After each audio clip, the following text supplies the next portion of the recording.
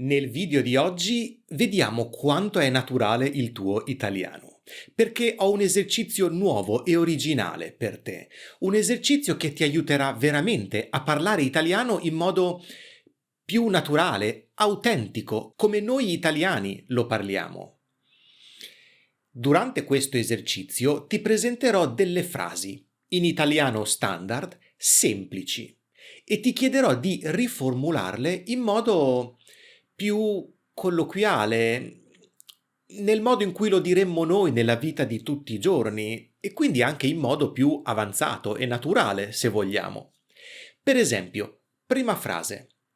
Studio l'italiano da molto tempo. È una frase semplicissima, corretta, in italiano standard, ma se ti chiedessi di riformulare l'espressione da molto tempo, in che altro modo potresti esprimere questo concetto? Da molto tempo. Ti do 7 secondi per pensarci.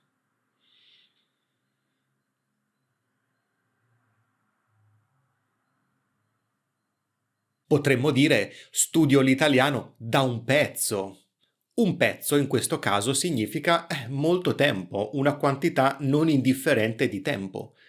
Studio l'italiano da un bel po' ormai.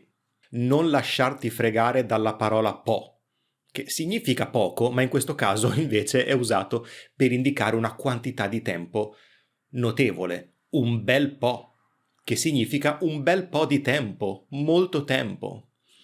Se vogliamo enfatizzare ancora di più la quantità di tempo, studio l'italiano da una vita o da un'eternità. Hai capito come funziona l'esercizio? Seconda frase. Non riesco proprio a fare quest'esercizio sul congiuntivo. Sono così arrabbiato.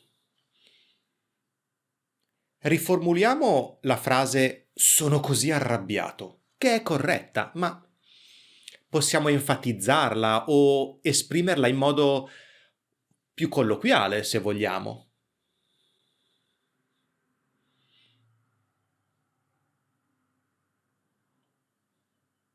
Non riesco proprio a fare questo esercizio sul congiuntivo. Sono furioso. È una rabbia esagerata. Sono furioso.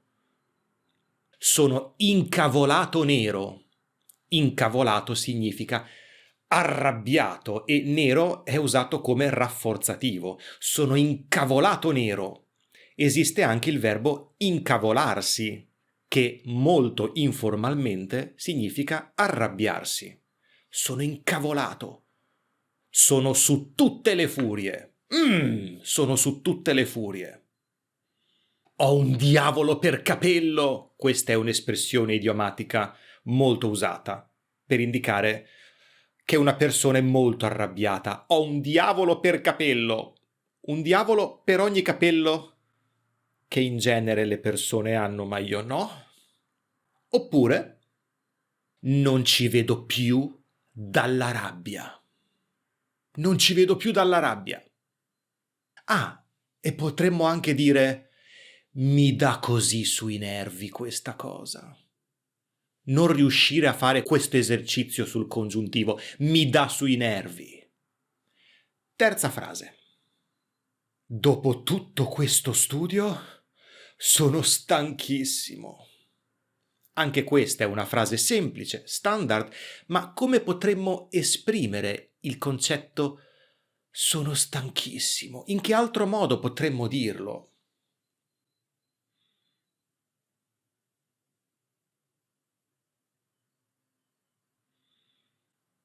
Sempre colloquialmente, ma si tratta di espressioni veramente molto usate e comuni nell'italiano di tutti i giorni, potremmo dire sono distrutto.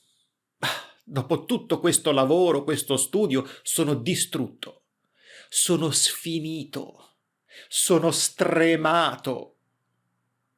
Sono a pezzi. Sono a pezzi, letteralmente a pezzi. Numero 4. Anche questa è una frase semplice, È l'una e ho molta fame. Ho molta fame, ma io probabilmente parlando con Giulia, per esempio, mi esprimerei diversamente. Al posto di ho molta fame, potrei enfatizzare questa sensazione di fame e dire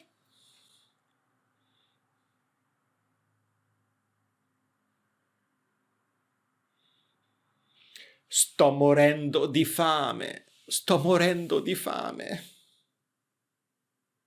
Sono affamato. Ho una fame da lupi. Ho una fame da lupi. Un'altra espressione idiomatica per esprimere una grande fame.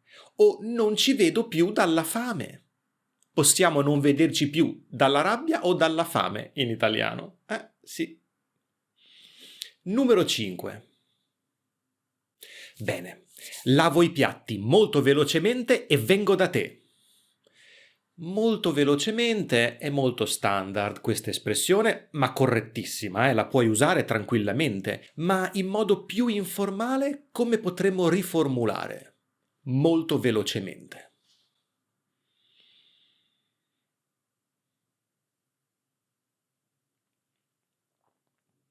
Potremmo dire semplicemente lavo i piatti velocissimamente. Bello, eh? Forse è un po' difficile da pronunciare, ma velocissimamente e vengo da te. Lavo i piatti in fretta e furia. La furia è una fretta esagerata, eccessiva. Quindi in fretta e furia significa molto velocemente. Lavo i piatti in fretta e furia. Lavo i piatti in 4 e 4/8 e vengo da te. In 4 e 4/8 significa molto velocemente. Indica un'azione che facciamo velocemente e anche con facilità, perché 4 più 4 fa 8, è un'operazione semplice e quindi in 4 e 4/8 significa tac tac tac tac molto velocemente. Lavo i piatti in un batter d'occhio e vengo da te. In un batter d'occhio, tic, significa in un attimo, in pochissimo tempo, in un batter d'occhio. O in un battibaleno. Lavo i piatti in un battibaleno e vengo da te. Lavo i piatti alla velocità della luce e vengo da te. Prossima. Però non guardiamo quel film di cui mi hai parlato, perché mi sembra davvero noioso. Noioso. Un aggettivo usatissimo in italiano. Con quale altro aggettivo o espressione potremmo sostituire noioso? Una cosa noiosa è anche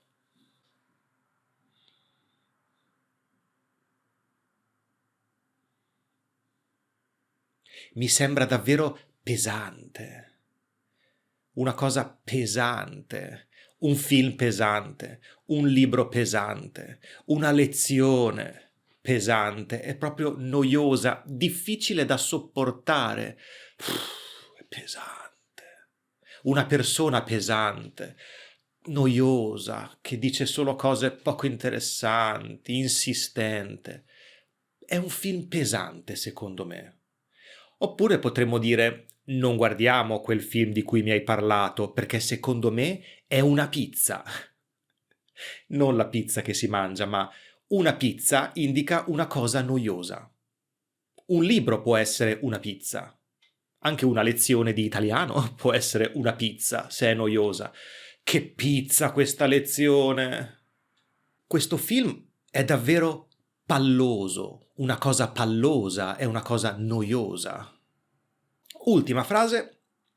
Bene, torno a casa perché domani avrò l'esame di letteratura inglese e ho molta paura. Come potremmo riformulare? Ho molta paura. Ho molta paura oppure?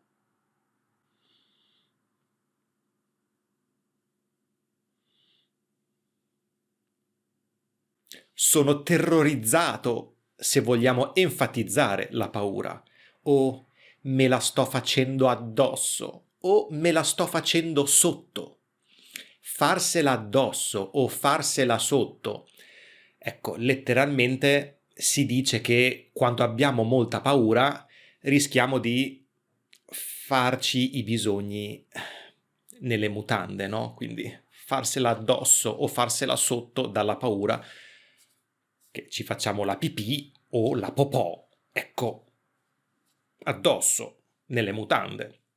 Quindi me la sto facendo addosso perché domani ho l'esame di letteratura, o me la sto facendo addosso dalla paura perché domani ho questo esame, o mi tremano le gambe perché ho l'esame, ho molta paura.